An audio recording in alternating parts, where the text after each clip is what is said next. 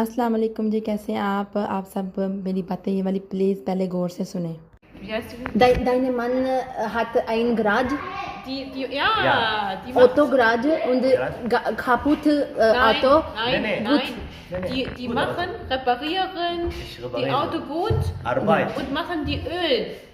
Er. Oil? Ja, Ich, er ich arbeitet. mache selber alles. Nicht mit Petrol. Ich bin Ah. Mechaniker. Bescheinigung, Ich ja. Sag mal. Ja. Mach mal. arbeite. Ja, Mashallah, ja. Ja. Und ich habe Garage, ich habe Werkzeug, Ja. wo arbeite ich und so. Ich mache immer Service alleine meiner Sache. Okay. Wenn ich gehe Deutscher, Ja. machen von mir arbeiten viele Kohle. Okay. Die nehmen viele Geld. Welche Platz? Hier Platz, wo die Jobcenter? Jobcenter? Hinten, Garage. Okay, Ja. Garage. Kannst du das? Ja, So ein bisschen. ja. Viele Garagen da. Ja. Da ist meine Garage. Und näher Jobcenter, mein Mann im Kopftuch. Aber dann, sie geht immer bei Fußball in Leipzig. Zieh mal Kopftuch weg. Ist doch normal. Das, weißt du, ich sage immer, die Shaitan, die bezahlt. Die bezahlt, dann bezahlt. Und ich sage immer auch, warum trinkst du? Weil wenn du schlecht machst, was kommt schlecht? Ja. An deine Kinder macht die aber nicht gut. Ja. Kann passieren, alles kann passieren.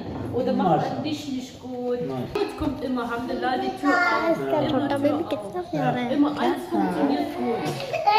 वो भी खुद भी तो प्यारी है। Ich hab richtig gesehen, meinen Mann immer, habe ich gesehen, manchmal gibt es schlechte Zeit, das ist normal. Manchmal passiert, das machst du nicht. Und dann die Allah bezahlt dich. Ja. Verstehst du, das habe ich alles mit meinen Augen gesehen. Ja. Erfahrung. हाँ जी, आपको पता है मैं आज इतना ज़्यादा खुश हूँ, सिर्फ मैं ही नहीं मेरे हस्बैंड भी बहुत ज़्यादा खुश है कि हमने पहली दफ़ा किसी ऐसे बंदे को देखा है जो इसी मुल्क का है। मैं पहले समझी थी कि वो ना अफ़गानिस्तान से हैं, लेकिन जब मैंने उनको बोला ना कि आप अफ़गानिस्तान से हैं तो उसने कहा नहीं मैं डोच हूँ। तो मैंने कहा फिर ये जो बट्टा जो लिया हुआ है, उसने कहा है कि अल्हम्दुलिल्लाह मैं डोच मुसलमान हूँ। तो मेरे दिल को बाग हो गया यार, मेरे दिल में ठंडक सी पड़ गई। मैं फ़ौरन से उठी और उसकी साइड पर चली गई। मैंने उसके साथ बातें करना शुरू की। यूँ ही बातें करना शुरू की तो फिर मैंने अपने बच्चों के बारे में भी पूछना शुरू किया कि यार कैसे मैं अपने बच्चों को यहाँ के माहौल से बचा सकूँ, क्या कोई तरीका है, तुम तो यहाँ की रहने वाली हो, यहाँ ये तुम्हारा ही मुल्क है। तो उसने साफ इनकार कर दिया। उसने कहा इनको बचाने का कोई रास्ता नहीं है, जो है वो है ही है, आप इनको नहीं बचा सकते, आप इनको कितना को बचाएंगे। तो मैं आगे से चुप कर गई। फिर मैंने बाद में थोड़ी सी और बातें की। फिर उसके हस्बैंड आ गए, उनके साथ बातें हुई। आपने सुनी जितनी मुझे आती है मैंने बातें की। पहले मैंने उसके साथ जो बातें की उसको समझ आती रही। जब मैंने ज़्यादा लंबा जुमला कहना होता था, ज़्यादा सख्त बातें करनी होती थी, तो फिर मैं अपने मोबाइल का सहारा लेती थी और उसको डोच में समझ आ जाती थी। अच्छा, मैं आपसे ये बात करना चाहती हूँ कि बहुत सारे मुसलमान, मेरा बड़ा दिल करता था मैं ना जर्मनी के कोई डुचे मुसलमान देखूँ। तो अल्हम्दुलिल्लाह आज पहली दफ़ा मैंने कोई डुच मुसलमान देखा है, और वाकई में वो सिर्फ मुसलमान नाम की नहीं हुई जैसे कि कोई मुसलमान मर्द किसी टुच्ची औरत के साथ रहता है तो वो वैसे ही पैंट शर्टें पहनती हैं, दुपट्टा सर से उतार के घूम रही होती है, कोई बाया नहीं है, कोई सर पे दुपट्टा नहीं है, कोई खुले कपड़े नहीं है। ये ऐसे मुसलमान थी जो जिसने खुद को पूरे मुकम्मल कपड़ों में बल्कि खुले कपड़ों में ढांपा हुआ था। तो मैं तो पहले नंबर पे देख के उसको खुशी हो गई। फिर मैंने कहा वाकई में मुसलमान हो तो बंदा ऐसा हो। और उसने ऐसा नहीं है कि उसकी माँ मुसलमान थी, बाप मुसलमान था। उसने कहा है कि मैंने खुद तलाश किया है अल्लाह को, मैं खुद अपने आप से मुसलमान हुई हूँ, मुझे किसी ने दावत नहीं दी, मैं खुद ही सोचती थी, मैं खुद ही देखती थी कि ये क्या मेरे इर्द गिर्द क्या है। अब आप सोचें हम लोग पाकिस्तान से जहाँ पे जर्मनी में आते हैं फ्यूचर बनाने के लिए कि हमारे बच्चों के फ्यूचर जो है ना वो ब्राइट हो जाएं, लेकिन हम क्या हैं पाकिस्तानी और जर्मनी में रहने की ख्वाहिश करते हैं। वो कह रही है उसके बच्चे जो हैं 2 हैं, एक तकरीबन 3 साल की होने वाली है और एक बेटा जो है ना तकरीबन 8 माह का होने वाला है। तो उसने बोला कि मैंने नेक्स्ट ईयर पाकिस्तान से लिबिया चले जाना है, क्योंकि उसका हस्बैंड जो है वो अरबी है लिबिया का। तो वो कहती है कि मेरे हस्बैंड यहीं पे काम करेंगे लेकिन मैं लिबिया चली जाऊंगी। तो मुझे इस बात की बड़ी खुशी हुई। मैंने उसको मोबाइल पे लिख के बोला कि तुम्हारा बहुत बड़ा दिल है, तुम बड़े ज़मीर के मालिक हो। ये बात बहुत मुश्किल होती है अपने वतन को छोड़ना। हमसे पूछो हम अपने वतन को छोड़ के यहाँ पे रह रहे हैं तो हम पे क्या बीतती है। तो मैंने कहा तुमने ये वाली बात करके मेरे दिल को छू लिया है। तो उसने कहा है कि मैं यहाँ पे देखती हूँ लोगों को मुसलमान होते हैं, लेकिन वो अभी जब कोई मर्द आता है तो सर पे दुपट्टा ले लेती हैं, लेकिन जब कोई मर्द जाता है तो वो दुपट्टा नीचे उतरा हुआ है, कोई मसला नहीं है, कोई बात नहीं है। मैंने कहा हाँ ऐसा होता है, ऐसे ही है। लोग यहाँ पे, और मैंने उसका दुपट्टा उतरते देखा ही नहीं है। उसने फुल अपने आप को लपेटा हुआ है, खुला बाया, खुला ट्राउज़र पहना हुआ है, जबकि आपने देखा भी होगा शुरू में कि उसने ट्राउज़र ऐसा पहना हुआ है जो मतलब नीचे तक गिर रहा है, उसको उठाना मतलब कि मतलब पाँव सारे ढंपे जा रहे हैं। और मैं कह रही थी कि इतना खुश नसीब वो आदमी जिसको डुच्ची मुसलमान मिल गई है, उनके पास पासपोर्ट भी है, मतलब उसके पास जाहिर सी बात है उसके हस्बैंड के पास तो वो बच्चे तो पहले ही डुच्चे हैं।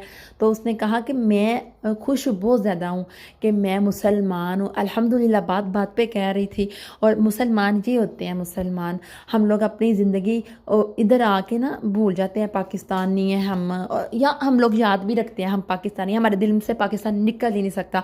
लेकिन कुछ लोग तो यहाँ पे घर ही कर लेते हैं, मतलब जाने का नाम ही नहीं लेते। हाँ, उनकी भी बड़ी मजबूरियाँ होती हैं, फिर क्या करें, जब हस्बैंड इधर ही काम करते हैं तो वो फिर क्या कर सकती हैं, फिर हस्बैंड के बगैर पाकिस्तान में भी तो कोई ज़िंदगी नहीं है ना। तो उसने हमसे कहा कि आप लोग पाकिस्तान चले जाओ, जब आपकी बच्चे जो होते हैं तीसरी जमात तक कर लें, चौथी जमात की नौबत ना आने दें, उधर चले जाएं। जब आपके बच्चे 12 से 15 साल के हो जाएं तो अब आप दोबारा जर्मनी में आएँ और अपनी ज़िंदगी फिर यहाँ पे गुजारें, बच्चों को यहाँ पे यूनिवर्सिटियों में डालें, तब तक आपके बच्चा का दीन इस्लाम बच जाएगा। और हाँ, आप कितना भी बच्चों को सिखा लोगे, बाहर आप बच्चों के साथ नहीं जा सकते, बच्चे हर बात घर पे आके नहीं बता सकते। आप कितना भी बच्चे का ब्रेन वॉश करोगे, बच्चे अपनी हम उम्र को देख के उनको मतलब कॉपी करते हैं। तो आप इस चीज़ से बचें, आप मुसलमान हैं। और मैं उसकी बातें सुन सुन के ना खुश भी हो रही थी और मेरे दिल में और सुकून हो रहा था। मैं कह रही थी हाँ, तुम जैसा कह रही हो ना, तुम बिल्कुल बातें ठीक कर रही हो, इसका दूसरा रास्ता कोई भी नहीं है। मैंने जब उससे पहले पूछा था ना, मैंने कहा उसको कि मेरा दिल करता है यहाँ पे रहने को, साफ़ सुथरा माहौल, ना कोई बीमारी, ना बात, ना मतलब किसी सिक्योरिटी का इशू।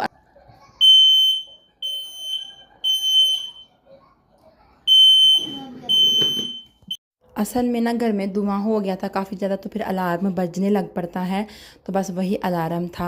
अच्छा, मैं उसको देख के इतनी खुश हुई। बाद में मेरे हस्बैंड आ गए, मेरे हस्बैंड भी उनके साथ बातें करने लग पड़े और उन्होंने भी यही फ़ैसला किया, मैंने भी यही फ़ैसला किया कि इंशाल्लाह ताला कुछ ना कुछ ज़रूर करेंगे। और हम लोगों ने ना इनको इन्वाइट कर दिया है अपने घर में दावत पे। हम लोगों ने कहा कि हमें बहुत ज़्यादा खुशी हुई है कि आप डुच मुसलमान हैं, तो आप आए हमारी तरफ दावत पे। मैंने उसको आइन लादुम किया और मेरे हस्बैंड ने भी उनको बोला, उनके हस्बैंड को, तो इंशाल्लाह ताला किसी दिन उनके घर में दावत करेंगे। इंशाल्लाह ताला पाकिस्तान जाने से पहले कर लेंगे। कुछ मसले मसाइल चल रहे हैं अभी फ़िलहाल, उनसे फ़ारग हो जाते हैं, कोई टेंशन दूर हो जाती है तब कर लेंगे, नहीं तो फिर पाकिस्तान से आने के बाद ज़रूर करेंगे। लेकिन मेरी कोशिश ज़्यादातर यही है कि हम लोगों को उनको बुलाएं पाकिस्तान जाने से पहले, ठीक है। तो आपके साथ ज़रूर शेयर करूँगी सारी मतलब बातें, और मुझे तो बड़ी अच्छी लगी हैं वो। और इस्लाम ऐसा दीन है कि अगर हमें कोई गैर ज़ुबान बोलने वाला भी मुसलमान मिल जाए ना, तो हम लोगों की आंखों को सुकून और दिल को ठंडक महसूस होती है कि यार अब हम इस महफिल में ना अकेले नहीं हैं। तो आखिरकार मुसलमान का भाई और बहन ही है, अल्हम्दुलिल्लाह। अल्लाह ताला का शुक्र है। चैनल को सब्सक्राइब कर दीजिएगा। मिलती हूँ अगली वीडियो में। अल्लाह हाफिज़।